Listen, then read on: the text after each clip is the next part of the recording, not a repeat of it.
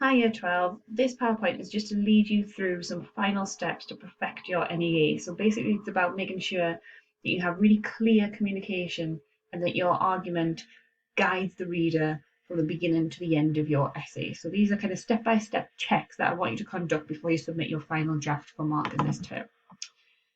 So the most important thing, and I can't stress this enough, is that you absolutely know your argument.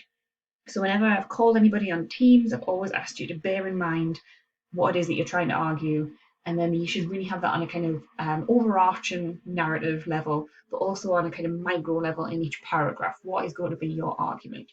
So these are the steps that I want to take just to make sure that that argument is really clear, because for all you might have that really clear in your mind, this is an examiner who's never seen your essay before. So I've discussed all your ideas with you. I've read your plans. I've read various drafts. I've chatted with you over Teams, and I totally understand where your heads are at. You have to treat this examiner almost as an imbecile, guys. I'm sure they're very learned and very qualified, but pretend that they have never thought of your idea before, and you need to lead them, guide them by the hand, and take them through your ideas like a simpleton. So, often an argument is a what and a why. So, what are you saying about that question, and why do you think that's the answer that you've arrived at?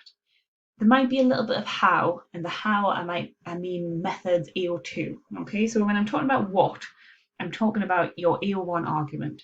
When I'm talking about why, I'm talking about your AO3, perhaps maybe a bit of AO4, but your context. So what is Morrison saying, and why is she saying it at that time to us? And there might be, as I say, a little bit of a nod to the methods that she's using to say that. So here's an example.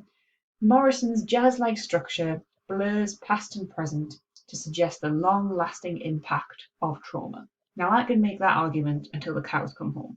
I know there's a lot of structure that I can talk about. So my how, the technique that I'm going to talk about and focus on in my essay, the blue bit, is the structure. But what point I'm making, my AO1 point, the what, is that she's deliberately blurring past and present. Okay, so I could have made an argument that she separates past and present. I could have said that she deliberately leaves out part of the past, but I'm saying she blurs it. Okay, that's my what. And my why is, why has she done this? What's her message? Okay, so the red section is she wants to tell us that trauma lasts forever. You can't just leave it in the past, it's always in the present. Okay, so check your argument. You'll probably find it in your reduction, guys. You might find it back on your essay plans, but check that you've got a what and a why. If you've got a how, great. If you don't need one, that's fine. I presume it's probably going to be there in a lot of your essays because a lot of you are talking about character. So when you've got that introduction down and you can recite it in your sleep and you can write it down without even looking at your essay, make sure that it's clearly spelled out in your introduction. Okay, so whatever you've said is your argument, whatever you've arrived at should be an entire sentence in your introduction. Check it's there and check that you have something that kind of pithy, that quick in your introduction. The next check I want you to conduct is that it's at the beginning of each paragraph. And probably at the beginning of the paragraph, you're only going to do the what and the how because you're going to be talking about a certain method that she's using that backs up your argument. So, for example, in my essay about how she uses structure to suggest the long-lasting impact of trauma, I might talk about flashbacks. Okay, so my blue section, Morrison uses flashbacks to disrupt the chronology of her novel, because that's what I'm saying. She's blurring past and present. She's disrupting the chronology. So I'm just using kind of synonyms here to say the same thing in different words. But I've also managed to get a why in here to emphasize the presence of the past. Okay, that could also be a bit of a what, but I'm saying like why she's done it. So she's done it too. This word too often comes into your argument. So at the beginning of each paragraph, go now and check that you've got something that alludes to the how that you're going to focus on. So in Anna's essay, for example, she talks about like textile imagery and she talks about the image of the ribbon. In Jess's essay, she talks about Morrison's use of metallic imagery. So it should have the word Morrison right at the beginning of most paragraphs because this is about what the author has done and why. So Morrison's technique, and how does that link to your argument? What are you focusing on and how does that prove your point? Go and check that all the beginning of your paragraphs have that in, please. The end of your paragraph should also return to your argument, but it should be mostly focused on this why. Okay, it should always be Morrison's message. Why did she write that novel? What was she trying to say when she used that technique? So have a look at the colours of my kind of bottom sentence. So if this is my kind of argument burger, this is my top bun, and this is my bottom bun. This is how I'm kind of summing up what I've said in that paragraph about flashbacks. In disrupting the chronology, Morrison rejects the idea of leaving the past behind, suggesting we need to face up to it and learn from it in the present. So I want you to really pay attention to how I'm echoing the words from my very first line of that paragraph in the last line of my paragraph. This is what I mean by an argument burger. There's no good guys having one slice of white on the top and one slice of brown. Nobody's ever eaten a sandwich like that. It's crazy. They both need to be white or they both need to be brown. They need to match, okay? So I'm using disrupt the chronology as my argument at the beginning of the paragraph, and I'm using disrupt the chronology at the end. So here I'm saying what she does, and at the end I'm summing up why she's done it. Okay, so this is what I'm focusing on. She disrupts chronology with flashbacks. And here, this is why I think she does it. She tells us that we need to carry that past with us so we can learn from it in the present. Go and check at the bottom of your paragraphs, please. All match the top. You should have the same words in your first sentence that you have in your last sentence, but your last sentence should be about Morrison's message. Both of them should have her name in. Go and check that now for me, please. Okay, so once you are really confident that your bread bun matches and that it's as tasty and as wholesome as you can make it, now you need to check that everything in between matches up. Okay, we don't want anything that doesn't go in this particular sandwich. So for example, I always prefer a tuna mayo sandwich on white bread. Don't know what that is. And so if I was to find brown bread, I wouldn't be putting tuna mayo between it. This is my analogy, go with it. So if you are talking about flashbacks and disrupting the chronology and bringing the past into the present, that should be the only thing in that paragraph. There shouldn't be random references to the future. There shouldn't be a part that's not about a flashback.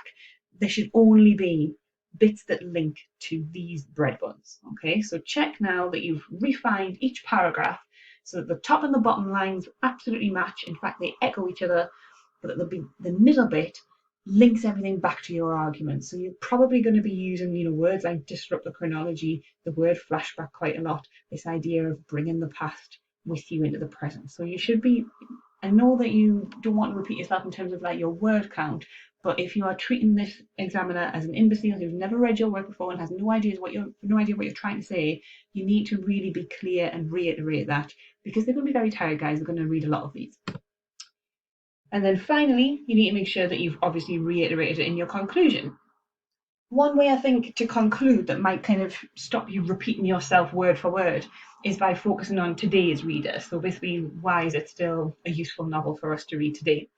So I've said, in an era where protests are needed to remind us that Black Lives Matter, Morrison's jazz-like novel celebrates Black identity in a way that demonstrates the permanence of trauma, but also the hope that we might learn from it.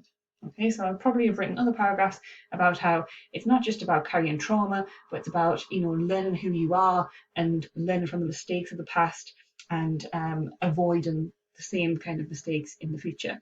So I'm talking about a today's reader. So today, this is a novel that still really resonates because people are still struggling to throw off the shackles of their oppression. I've also got a little bit of how in here. So I've said it's a jazz-like structure that shows us that you can't just forget about this. And I've said overall, she's written this to celebrate Black identities, celebrate this kind of jazz heritage, and show us that you bring trauma with you, but actually sometimes you can move on from it. It doesn't always have to be a wholly negative thing. So those are the checks I want you to go through to make sure that your argument is really, really clear and that you guide the reader through. You might want to pause now and make sure that you've done all that. Okay, so the final check that I want you to conduct is all to do with your topic sentences. So once you've made your way through the previous slide, what I want you to do, and I really want you to do this, I'm being serious, this is how I did all my essays for the entire 8 years of my university career. I want you to copy and paste all of your topic sentences onto a blank document. Okay, so go through, it's probably the first line of every paragraph, copy it, put it on a blank document, go back, get the next one, and then have a look at what they look like on the page. Firstly, I want you to check that they all refer to the question, so they should have words from your question in. So if your question is about 124, you should see 124 in absolutely every single one. If you're talking about the character of Beloved, her name should be in every single topic sentence. So check that you are using the words in your question. if you've got a quote question, this is particularly important. You need to be really clear about which part of the question you're focusing on. Then check that they all include your argument. What are you saying about that question? So not just like, oh, I've noticed this. This is a quote about feminism. I've noticed this bit is a bit feminist. I've noticed that bit. What are you saying? Tell me your opinion of that. Tell me your interpretation, your reading. Now, this is the most important check and the most vital reason why you would put them in a separate document. Check they're in a logical order. I've done this exercise with lots of people over Teams so far, and we've found that the order has changed. And this has been the most useful way to work out what would be a logical order for your paragraphs. For example, when me and Holly did this, Holly's looking at the relationship between the past and the present, actually. And she looks at how 3 different images represent the past and the present. But some paragraphs were doing present, then past, and some were doing past, then present. And so we put them in a past, present order, something more logical. I've just done it this morning with Jess. Jess was talking about how actually the novel starts in quite a kind of stereotypical depictions of gender, where men are quite kind of hard and strong and women are quite kind of vulnerable and emotional, and how gradually the novel dismantles that. And so she decided that actually probably her paragraphs need to reflect the order of events in the novel. So she went back through and restructured that. If I get a chance, I'll record a little video and show you kind of what we did with Jess's work this morning. So check that they've come in a logical order. That might be the order that they come in the novel. It might just be the order that they come in your quote, in your question. So Abby's question, for example, talks about what the Ohio River might represent. And so she can take those adjectives in the order they come in that quote. And then your next check is to check that they accurately reflect the content of the paragraph. So if you've done that bit to check that your tuna mayo matches your bread bun, then that should be fine, okay? So whatever you've got between those 2 sentences, whatever comes after the topic sentence, should be wholly linked to that. There shouldn't be anything extra, okay? Nobody wants a stranded bit of sweet corn in their tuna mayo when they haven't ordered it. Okay, so once you've decided, yes, those are my topic sentences, that is definitely the best order for my paragraphs and for my argument to build, check your introduction. So have a look at your introduction. It should only be, 3 sentences maybe, and see if it actually sums up all those little mini arguments that you're going to make. Does it reflect what the essay is going to contain? If you're struggling to make it do that, I always think a good way to do an introduction is what, how, and why. So what's your overall argument to the question? Do you agree or disagree with the quote maybe? Or what's the overall significance of the character or the structure of the setting that you're focusing on? What techniques is Morrison using to do that? And then why would she write it? So what is her message? So it's very much a kind of extension of your argument into 3 sentences. But it must sum up your mini paragraph arguments. And the same for your conclusion, please. So I need you to do the topic, tuna mayo bit of your essay, and then I need you to go to your introduction, and then I need you to go to your conclusion. So I need you to read your introduction and your conclusion back to back to check that they match, okay? Are you saying the same thing? Because you should be, but hopefully in just slightly different words. Does it sum up all of your topic sentences? Does it explain Morrison's ultimate purpose in writing Beloved in the context of whatever you're focusing on? So, what would a feminist say is her overall purpose, for example? We've done this a little bit in your plan because we've used the sentence, ultimately, Morrison wrote Beloved too. So that's probably how your conclusion is going to start. As I say, something that you might want to focus on, you absolutely do not have to do it, is how does it kind of reflect the novel's relevance today? So we're living in an era of Black Lives Matter. We're living in an era where Black people are brutalized more than white people, and that white people have more privilege. It's absolutely a novel that still sings today, isn't it? Particularly in America, but all over the world. So you could definitely bring in a little bit of context in your conclusion. So I hope those checks help. I'll try and record a little video of what we did with Jess's just to show you. But this is what I want you to do before you submit to me on your final deadline. Good luck.